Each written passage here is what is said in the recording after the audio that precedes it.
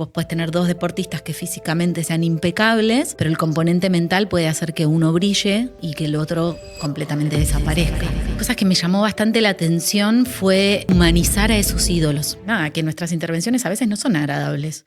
Empieza a haber un interés por el componente mental de la mano de mejorar el rendimiento y no tanto en relación a cuidar la salud mental. Todavía hay algo que la ciencia no puede describir, que es un fenómeno que posiblemente sea innato, que tiene que ver con lo que ellos denominan intuición deportiva.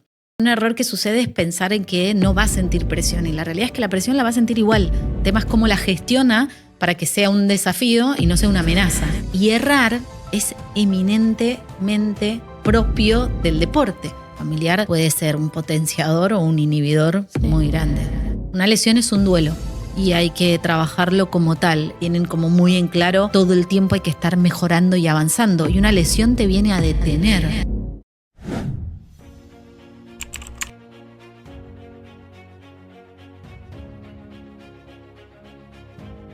¿Qué hay detrás de un diagnóstico? ¿Qué pasa antes de que un médico diga está todo bien o tenemos que estudiarlo mejor? Mi nombre es Delfina Perry y esto es Biosalud 360, el podcast donde exploramos qué hay detrás de la medicina. Bueno, Lucía, muchísimas gracias por estar hoy acá con nosotros, por venir a compartir esta charla. Antes que nada, para empezar, te quiero pedir que expliques, porque obviamente vos vas a poder explicarlo mucho mejor que yo, qué es lo que hace exactamente una neuropsicóloga. Bueno, muy bien. Una neuropsicóloga se dedica básicamente a estudiar la relación entre el cerebro y el comportamiento humano. Hay distintas especializaciones de la neuropsicología. Yo particularmente, que me dedico a la neuropsicología aplicada al deporte, estudio, si se quiere, o evalúo, interpreto, valoro y genero intervenciones en lo que es el comportamiento del deportista, ¿no? O sea, como desde el enfoque clínico apuntando a lo humano, pero como haciendo la transferencia a su ámbito de desempeño, que en este caso sería el deporte, ¿no? ¿Y qué fue lo que más te atrajo de la neuropsicología y qué te llevó a trabajar con deportistas? Bueno, mira, yo empecé a jugar a la pelota de grande. O sea, en mi época las mujeres no jugábamos al fútbol o no era tan común.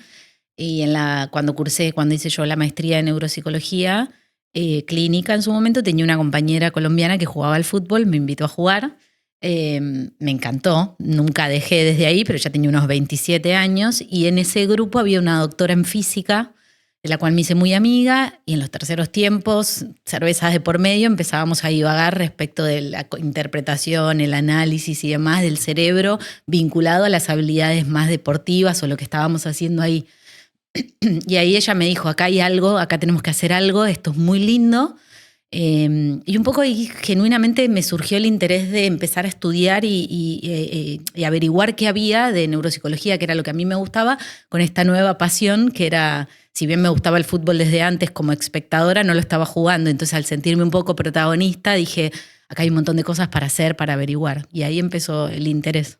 Y ahora cuando ves un partido, ¿lo podés disfrutar solo como espectadora o estás pensando en el trasfondo de...? No, disfruto. O sea, no sé si son todos disfrutables, pero no me pongo en rol de interpretación, porque básicamente lo miro como hincha o como espectadora. Y trabajás en un mundo tan exigente como es el fútbol profesional. ¿Qué fue lo que más te sorprendió cuando recién entraste a esa dinámica? Y mira, yo creo que una de las cosas que me llamó bastante la atención fue justamente humanizar a esos ídolos. O sea, la primera vez que me bajé del auto y me crucé, no sé, con un Carlos Tevez, fue como entender, primero, digamos, apelar a ver a la persona, no al futbolista, digamos, al ídolo. Y cuando empecé a interactuar con ellos y en sucesivas conversaciones darme cuenta que tenían los mismos problemas que nosotros, que tal vez conversábamos o teníamos diálogos que podía tener con una amiga o con un amigo, fue esta posibilidad de decir, primero son personas, después son futbolistas, ¿no? Y eso como humanizarlos, eso me llamó mucho la atención, decir, wow, en realidad, en definitiva, les pasa lo mismo que a todos nosotros.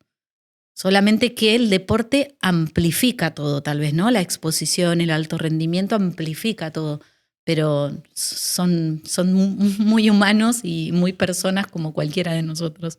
¿Y tenés el recuerdo de algún encuentro, así como recién mencionaste a Tevez, algún encuentro que te haya marcado con un ídolo?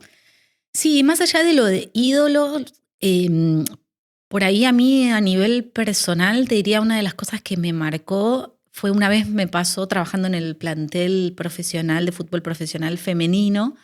Hice una intervención, una dinámica con las jugadoras, que era un poco jugada por el tipo de intervención. Sí. Y una de las chicas, cuando terminamos, me vino a hablar y me dijo que no le había gustado nada, que se había sentido muy mal, que estaba muy movilizada, que se había angustiado. Y yo me quedé, viste, como, uy, qué mal que estuve, qué pasó, bueno. Y revisé un montón de veces en mi cabeza esa intervención, como el resto estaba contento, digamos, en términos de resultados estuvo bien la dinámica porque las cosas empezaron a cambiar positivamente, pero había sido algo de impacto, ¿viste? 3 años después ella se fue del club, se fue a estudiar, a jugar al exterior y demás, y me contactó para trabajar conmigo de forma particular. Y yo dije como, wow, o sea, nunca lo hubiera esperado de ella, que estaba tan enojada.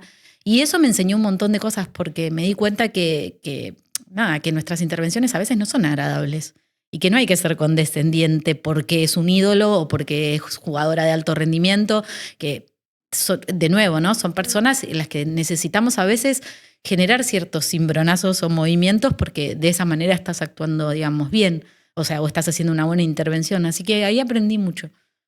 ¿Cómo son esas intervenciones que pueden generar incomodidad? Bueno, en general se dan en un diálogo, ¿no? Y en un entorno y en un contexto cuidado, ¿no? ¿Suele ser grupal o individual? Tenemos distintas modalidades de trabajo. O sea, por lo general, eso lo pauta cada institución, ¿no? Pero en la que yo trabajo tenemos intervenciones que son obligatorias grupales, ¿sí? Una vez por semana. Y a demanda, digamos, por pedido espontáneo del jugador o la jugadora, se acercan, ¿sí? O por un pedido específico del cuerpo técnico. O sea, pero sí están sistematizadas ciertas intervenciones grupales y algunas otras son individuales a libre demanda. ¿Y el caso de esta jugadora, por ejemplo, fue uno de los que más te marcó como profesional? Sí, no sé si uno de los que más, pero es uno que me acuerdo que te puedo referir. Después sí he vivido como muchas experiencias y he aprendido mucho. O sea, cuando vos estás inmiscuido en el contexto de alto rendimiento, todos los días hay desafíos. Es muy bonito. Y se suele decir que el deporte es mental. Supongo que vos debes estar de acuerdo en gran parte con esa afirmación. Pero ¿cuánto influye realmente la cabeza en el rendimiento de un atleta? A mí no me gusta pensar que solamente es mental, pero sí obviamente creo que es una de las grandes variables condicionantes. Pienso que también obviamente está lo técnico, lo táctico, lo físico. Lo que sí te podría decir es que lo mental de alguna manera amplifica justamente las reales capacidades de los deportistas. Es decir, vos puedes tener 2 deportistas que físicamente sean impecables, pero el componente mental puede hacer que uno brille en una final y que el otro completamente desaparezca. Tiene que ver con la gestión de la presión o con un montón de otras variables que, bueno, sí, ahí juega mucho lo mental, ¿no? ¿Y sentís que hoy los clubes le dan la importancia que merece a la salud mental? Mira, pienso que los clubes todavía están entrando al tema de la salud mental, no desde la salud mental per se, sino más vinculado a la performance. O sea, me parece que empieza a haber un interés por el componente mental de la mano de mejorar el rendimiento y no tanto en relación a cuidar la salud mental. O sea, el aspecto clínico está todavía poco visible o poco cuidado. Me parece que sí los clubes empezaron a incorporar la figura del psicólogo deportivo, la neuropsicóloga y demás, en pos de buscar todas las variables que permitan potenciar al máximo ese rendimiento. Desde ese lugar todavía hay que hacer mucha psicoeducación en relación a la salud mental en sí misma. ¿Y cuál es el problema más común que ves hoy en los deportistas de alto rendimiento? En realidad, así como te contaba que son personas antes que futbolistas, sí, los problemas son muy heterogéneos, porque justamente son personas. Entonces, no es que te podría decir, bueno, esto es lo que más recurrentemente veo, porque hay cuestiones que tienen que ver con lesiones, con duelos, separaciones, tolerancia a la frustración, presión, el vínculo y la comunicación con el equipo o con el cuerpo técnico. Digamos, hay una enorme variedad de problemáticas, así como lo hay de deportistas. Y, por ejemplo, la capacidad de tomar decisiones rápidas, que es fundamental en el deporte, ¿es algo innato o crees que se puede entrenar? Bueno, es una pregunta que me encanta porque es uno de los tópicos en los cuales me estoy como especializando. Yo estoy haciendo mi doctorado en psicología, sí, con especialización en en neuropsicología aplicada al deporte, y una de las cosas que estoy tratando como de alguna manera de reportar, de averiguar, es el impacto del desarrollo de las funciones ejecutivas en justamente en relación con el rendimiento en los deportes, lo que denominamos abiertos, ¿no? Donde hay un rival que te ofrece un tipo de juego y demás. Entonces, cuando vos te inmiscuís un poco en la literatura que hay respecto de esta temática, vas a encontrar que todavía hay algo que la ciencia no puede describir, que es un fenómeno que posiblemente sea innato, que tiene que ver con lo que ellos denominan intuición deportiva, que es esto que algunos tienen o lo tienen más desarrollado y exacerbados y otros no tanto. Y viene con uno, y que no estrictamente tiene que ver con la toma consciente de decisiones, sino con, justamente como dice su definición, con la intuición de la decisión. Que vos le preguntás al futbolista por qué se la picaste al arquero o por qué lo gambeteaste y no hiciste tal otra cosa, por qué tomaste esa decisión, si fue consciente o no. Ellos te dicen, no tengo ni idea, me salió así, como lo sentí. Bueno, justamente este fenómeno de la intuición deportiva es algo que todavía no se, digamos, descubre desde el punto de vista neurobiológico con tanta certidumbre, pero sí se sabe que hay algunos dominios cognitivos, como las funciones ejecutivas, que pueden tener una relación con esto, ¿no? Con lo que tiene que ver con la memoria de trabajo visoespacial, combinada con la velocidad de procesamiento, con la velocidad de reacción. Entonces, sí hay un componente más de índole ejecutiva que sería susceptible de ser entrenado. Entonces, tal vez podemos como potenciar eso y ayudarlos a decidir mejor. No digo que sea infalible, pero sí digo que si generamos entornos de entrenamiento y estimulación cognitiva que apunten específicamente a desarrollar esos dominios, posiblemente esto impacte positivamente en la toma de decisiones de los deportistas.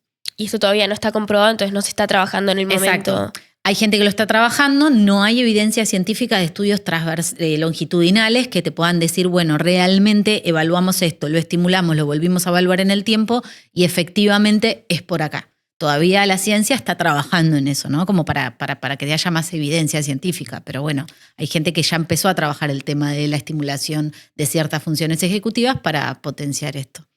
Y por ejemplo, ¿qué herramientas usan para trabajar la presión antes de un penal, antes de una final, antes de un momento decisivo en un partido?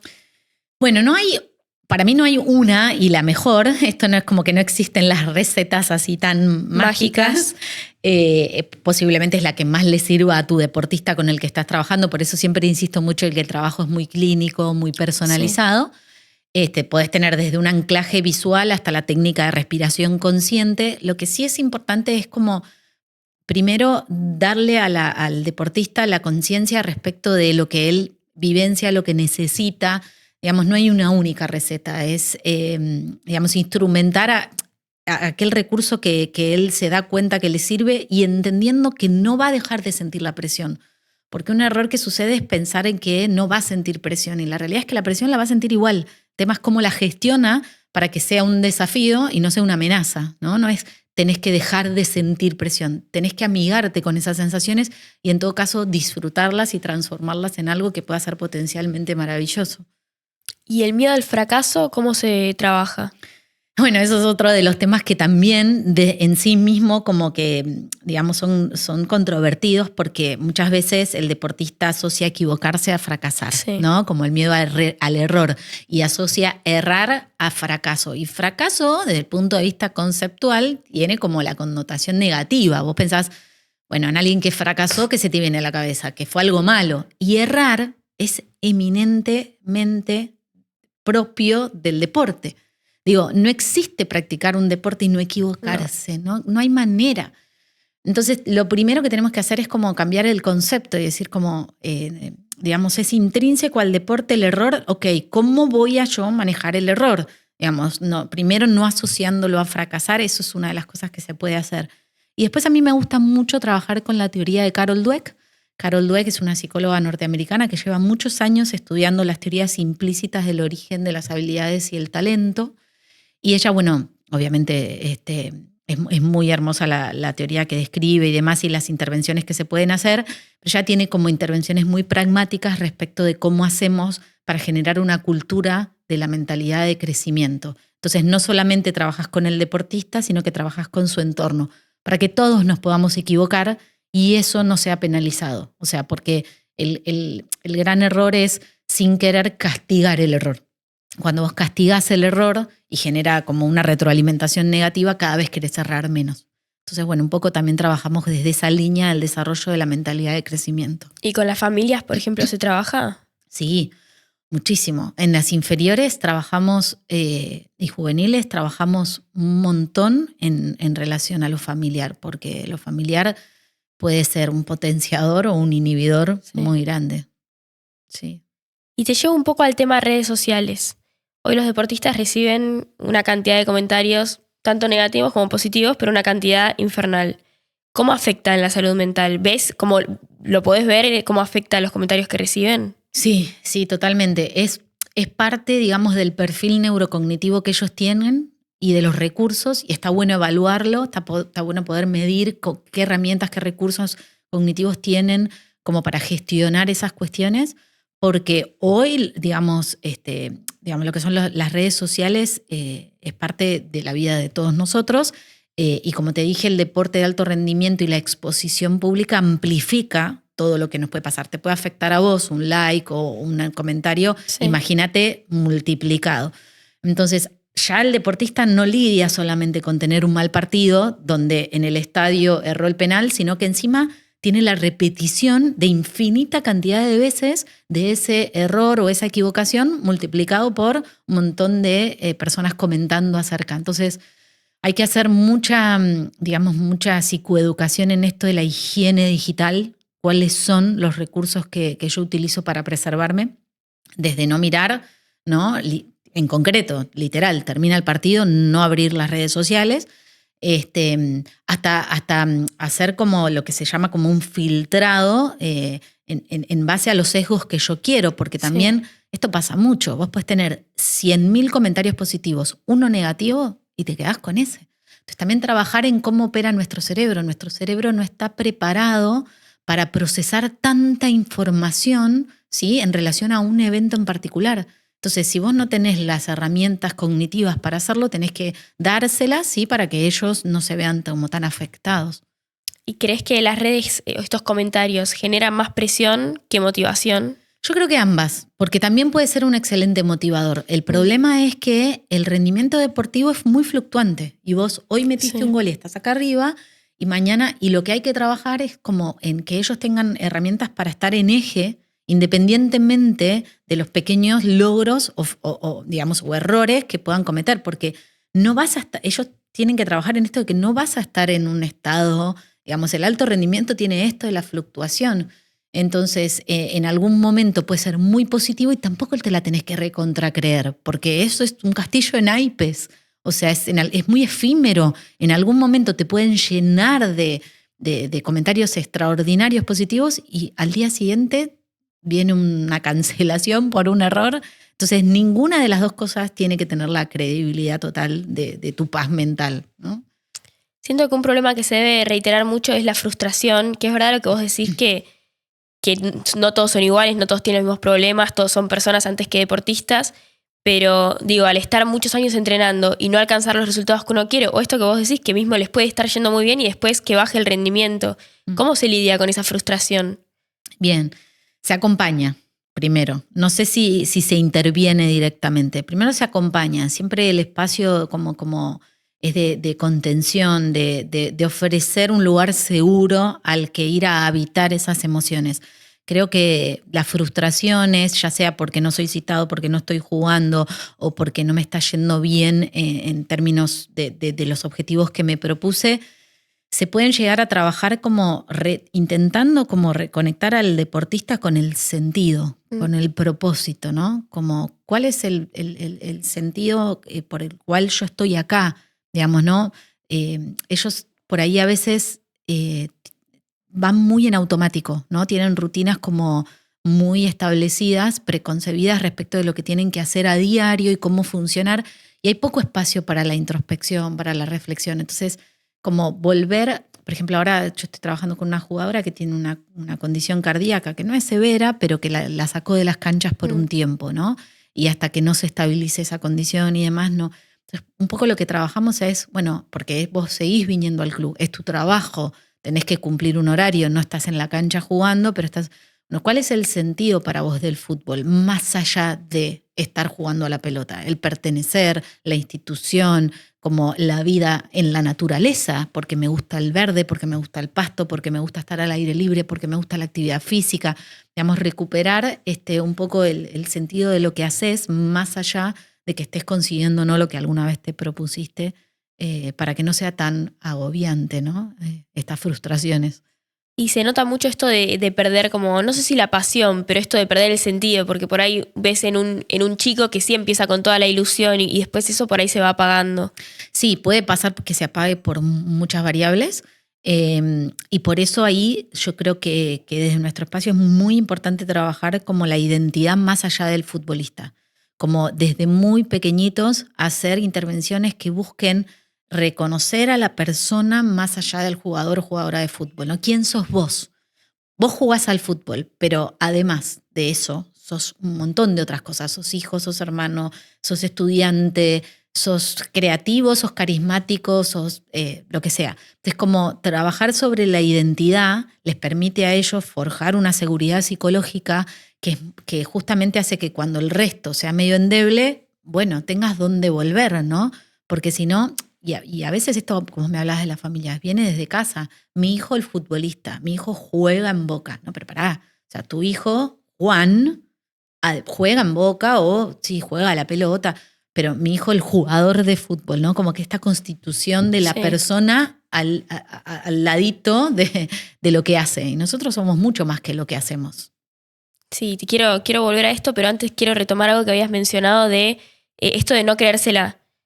¿Cómo se maneja el ego en los deportes en equipo? Bueno, primero entendiendo que no es algo negativo el ego, ¿no? O sea, en sí mismo no es, te diría, no es algo malo. Lo que sí se produce a veces como una rispidez o dificultad en los equipos es cuando los egos se anteponen al equipo, ¿no? Es decir, cuando la individualidad se lleva puesta el escudo, el equipo, el sentido de pertenencia. Entonces, es un enorme trabajo de los cuerpos técnicos el poder justamente equilibrar esos egos, que los queremos, porque nosotros necesitamos mucho jugador con confianza, con autoconfianza, pero siempre superponiendo lo grupal a lo individual, ¿no? Y recién mencionabas esto de la autoconfianza. Es fundamental, me imagino, cuando encima el nivel de los deportistas suele ser más o menos no igual, pero digo, está todo más o menos en el mismo nivel. Es fundamental, me imagino que es clave la autoconfianza. Sí, yo te diría que es una de las variables que más condiciona el rendimiento, porque vos podés saberte con condiciones físicas, técnicas, pero no tenés la confianza de que lo vas a hacer, de que tenés una buena temporada, que tenés un buen partido, o incluso de que te sentís físicamente apto y disponible, y el cerebro se cree lo que vos le decís. Entonces, no solamente eso lo trabajamos, lo de la autoconfianza a nivel personal, sino también a nivel contextual. El entorno puede condicionar muchísimo y potenciar tu confianza o inhibirla. Porque vos trabajás mucho con chicos jóvenes. ¿Cuáles son los errores más comunes que ves en los padres de hijos deportistas?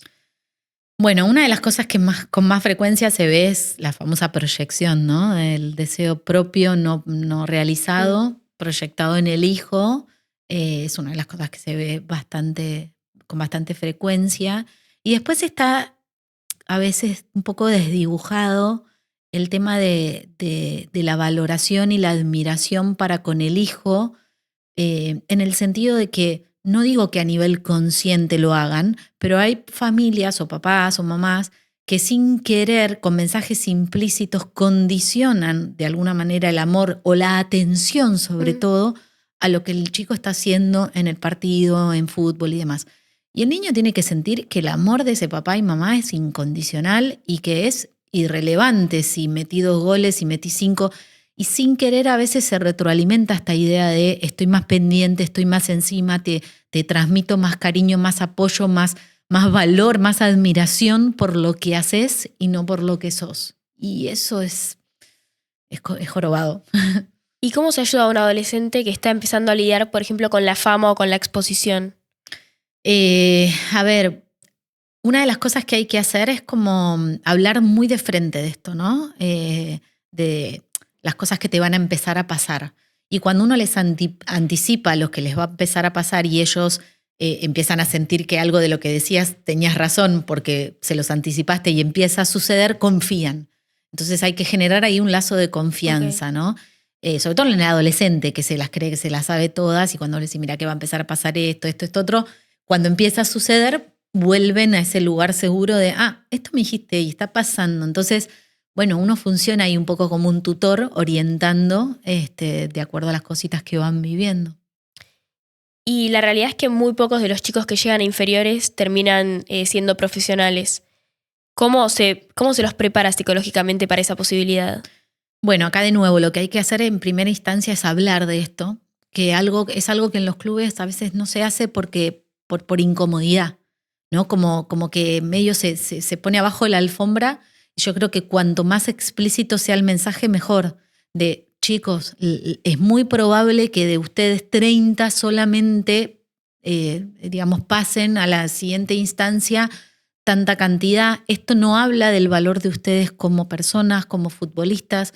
En la carrera del futbolista implica ir y poner ejemplos, ¿no? De otros referentes que estuvieron, se fueron, volvieron, cambiaron de club, le hicieron la carrera acá, después terminaron allá, dieron tal salto, se lesionaron. O sea, como usar otras figuras deportivas de renombre, de referencia, pero sí haciendo como una bajada muy realista y justamente haciendo esto que hablábamos antes del trabajo de la identidad. Vos sos mucho más que esto. Esto vos vas a, aprovechar la oportunidad y hacer todo como para decir, lo intenté, pero si no se da, no pasa nada, porque tenés esto otro a donde volver. Por eso es muy importante trabajar como en la educación formal de ellos, la generación de su identidad más allá de lo deportivo. Sí, para que si un día se termina el sueño del futbolista, que tengan una vida más allá de eso. Completamente, porque la etapa, por ejemplo, del retiro es sumamente dolorosa y vulnerable para un deportista que a lo que siempre se dedicó es a eso.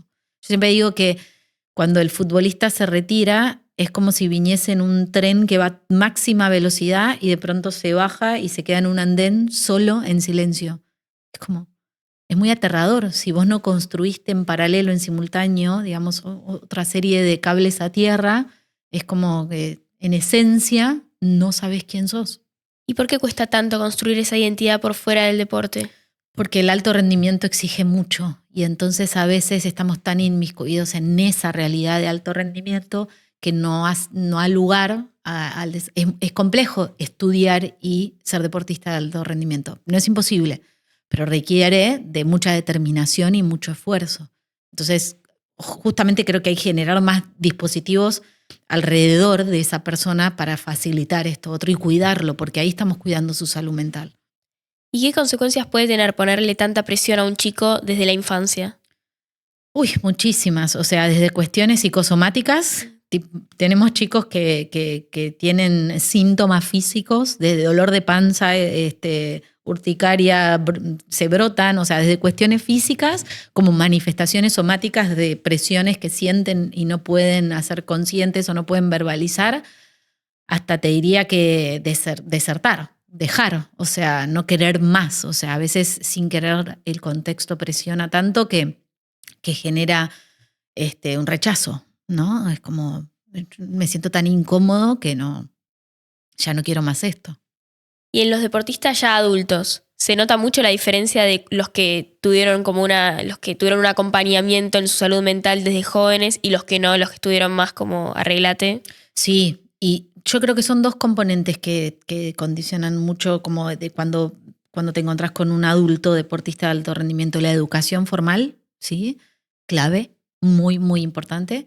Y el contexto en el que se vieron inmersos, léase también estos apoyos, más allá del médico deportólogo, el kinesiólogo, el nutricionista, el psicólogo deportivo o la persona encargada, digamos, de cuidar estos aspectos que tienen que ver más con lo emocional. Y me mencionabas hace un rato las lesiones, que suelen ser un momento durísimo para los deportistas. ¿Qué pasa mentalmente cuando, bueno, como esta jugadora que decías, que tenía que ir a trabajar, tenía que ir a la cancha, tenía que ir al club, pero no podía jugar?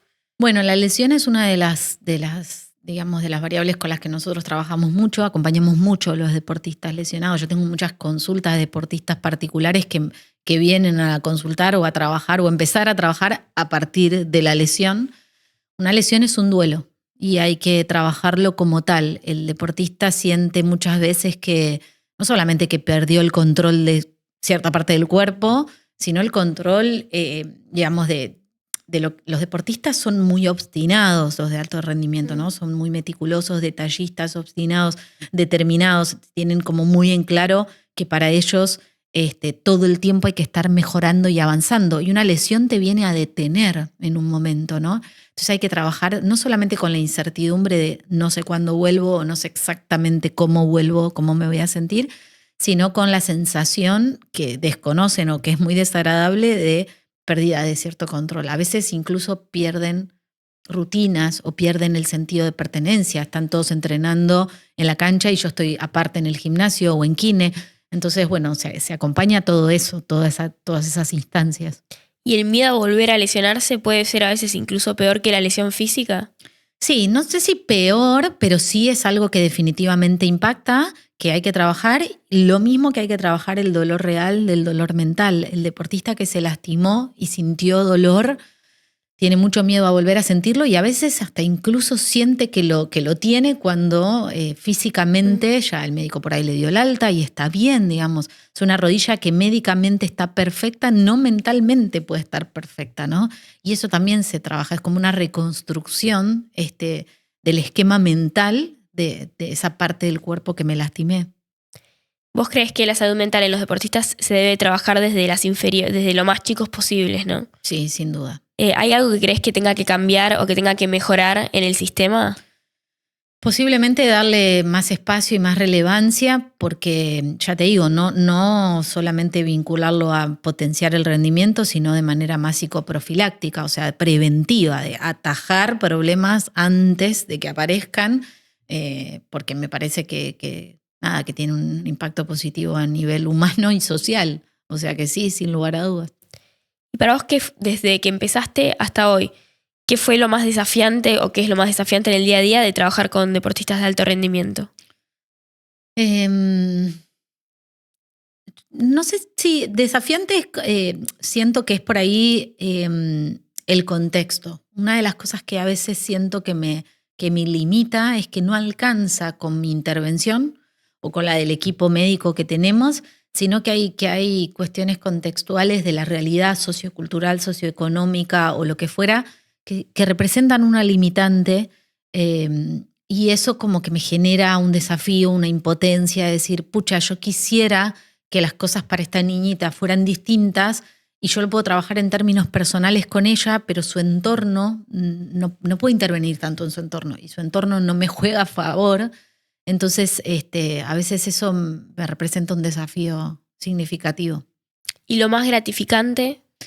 Y es muy gratificante, bueno, cuando te reconocen algo que has trabajado y específicamente, me acuerdo una vez una situación en un entrenamiento, uno de los jugadores hizo una acción, se dio vuelta y nos dijo a Andrea Vázquez y a mí, vieron chicas recién control inhibitorio, o sea, era algo que habíamos estado trabajando nosotros, más en plan laboratorio, consultorio, explicarles qué significa el control inhibitorio, el inhibir una respuesta predominante en función de un contexto determinado, de una situación de manera como muy dinámica, y él se dio cuenta que naturalmente lo que hubiese de manera automática hecho era una acción y realizó otra, y se dio cuenta y dijo, ¿vieron? O sea, y lo pudo verbalizar y eso fue muy, muy lindo.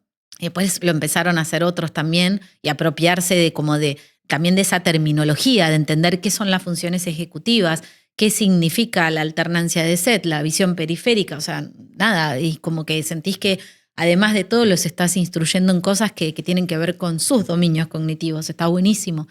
Y después cuando ves que en la cancha o en el juego algo del orden de lo que estuviste trabajando impactó y estás jugando distinto, y eso es muy gratificante, porque decís, acá algo se movió, o sea, algo ves que está distinto, está bien. Eso es muy lindo.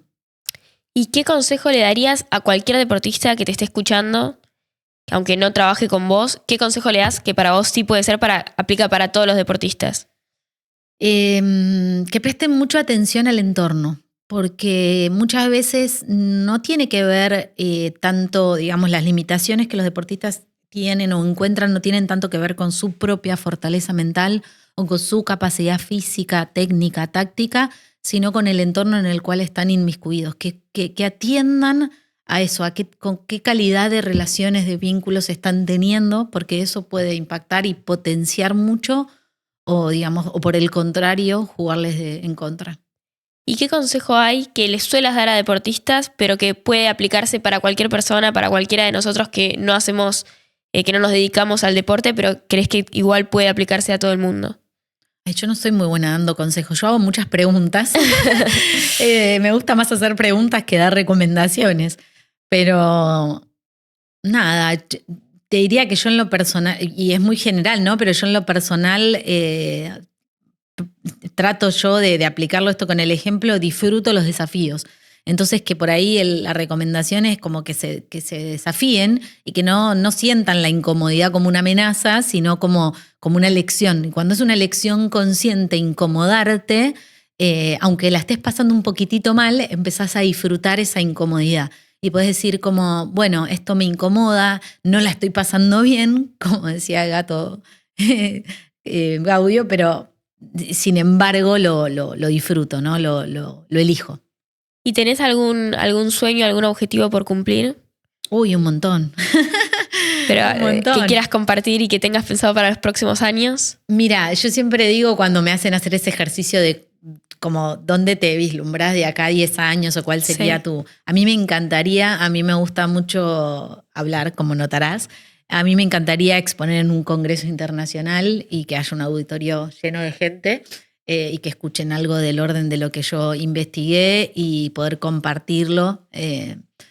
Divulgar un poco la ciencia es aquello que me apasiona y que siento que el día de mañana también me puede abrir puertas para conocer más el mundo, que es otro de los grandes sueños que tengo. Muchísimas gracias, Lu. No, por favor, un gusto. Gracias a vos.